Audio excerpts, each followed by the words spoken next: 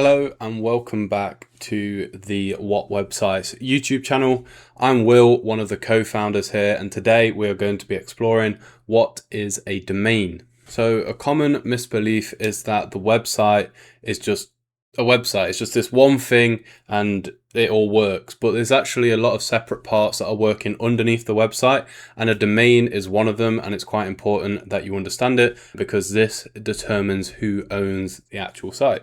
So your domain is your address. So it's the name that people type on Google to reach you. So it points at your website. Now the domain is just the name. That's the only part it is. It isn't like the website. The website could be built on whatever it is, but the domain controls the DNS settings that point to say, we want this domain to load this website. So they're different things. A domain usually carries your email as well. So for example, our email, info@whatwebsites.co.uk, that is to do with the domain as well.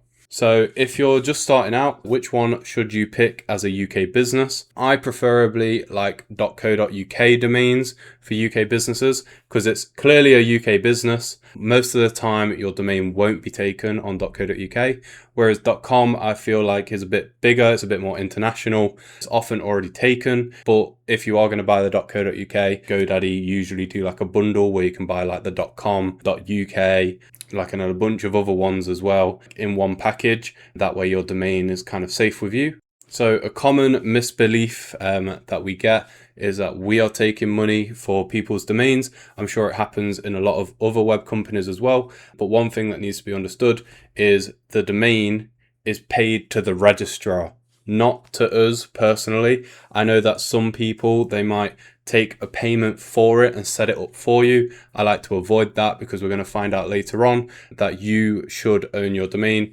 You want to avoid people putting like markups on this because someone might charge you £100 for a domain when it's only like £10 on GoDaddy, and it only takes 30 seconds as well. So it's usually good to do this yourself. What does a new domain actually cost?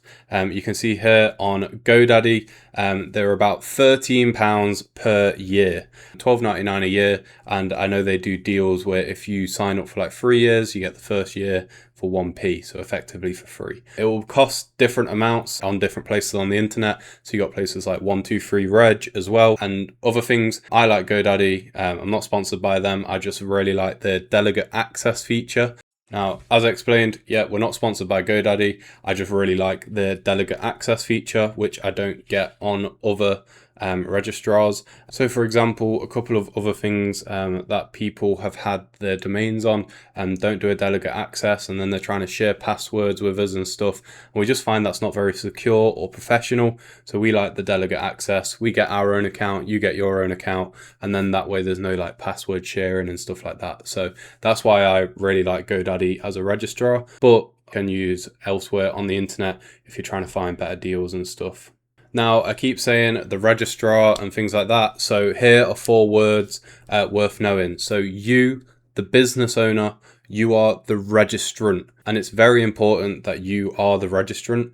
So when you register a domain, it will ask you for the registrant details, and it is very important that they are yours, because whoever the registrant is who owns the domain.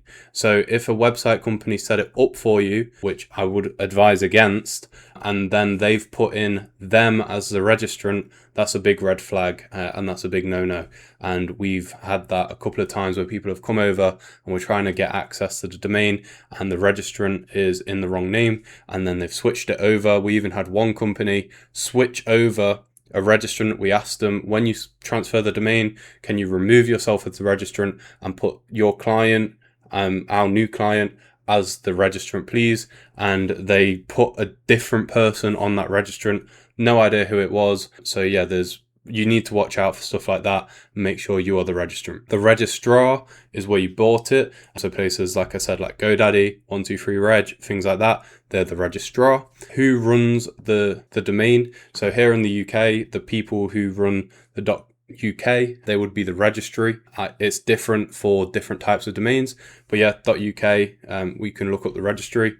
And then obviously us, the website designers, the SEO specialists, whatever, we are suppliers. We have nothing to do with owning your domain. We just need access to it to point at the websites that we build for you. So as I've said many times in this video, if you cannot log into your registrar, you do not control it. You need to be able to log into it. Now, a couple of questions that I get is what happens if you miss the renewal? So say, for example, obviously we've got whatwebsites.co.uk and that's on GoDaddy. If we was to miss a renewal, what would happen? One of you guys at home could register the domain and then we would lose the domain. So yeah, if the card expires after sort of about 3 months, GoDaddy will free it up to the public and anyone can buy it. And then you get people that like wait for domains to basically expire, buy them, and then try and charge them back to the company at like 100 times the cost. So yeah, just make sure you turn on auto billing and make sure you keep like current card. Most registries have like automatic reminders for that stuff, but it's just important to know. It's nothing you should really fear about. So 4 things for you guys to check at home. Which company currently holds your domain? Is it you? Is it your web provider? Can you log in to the registrar where the domain is? Where do the recovery emails go? Do they go to your website guys or do they go to your email? And when it renews, whose card is on that file? Is it your card or is it the website guy's card? Because I bet if it's the website guy, he's charging you 50 quid a year for it or 100 quid a year, and they're actually just paying £13 a year. So you want to watch out for that. You want to make sure that you're not getting upcharged on things like that. So just to recap, what is a domain? It is the address. It is not the website. It is just the address at the top. It can point anywhere. It is rented and it renews every year. You need to make sure that you control the website, meaning you can log in to the registrar. That is very important. You can log into the registrar and you are the registrant on that domain. Those are very, very important. So yeah, that's it from me. This is one of the 5-part series that we're doing. The next thing that we'll be covering is hosting, and I'll have that video out later this week. Make sure you subscribe. But yeah, if you've got any questions, leave them in the comments. I'll always try my best to answer these things the best that I can. And we're going to be bringing out more videos and trying to make them a bit higher quality for you. So yeah, anyway, thanks guys, and I'll see you later. Hope that answered all your questions on what a domain is.